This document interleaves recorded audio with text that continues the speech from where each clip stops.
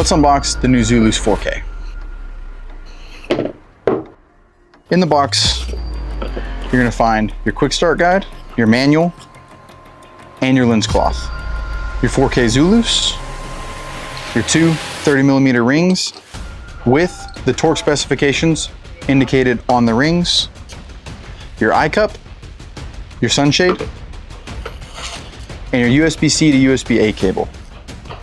Let me show you all how to install the sunshade and the eye cup. For the sunshade, simply pull on the hinge and your cap comes off.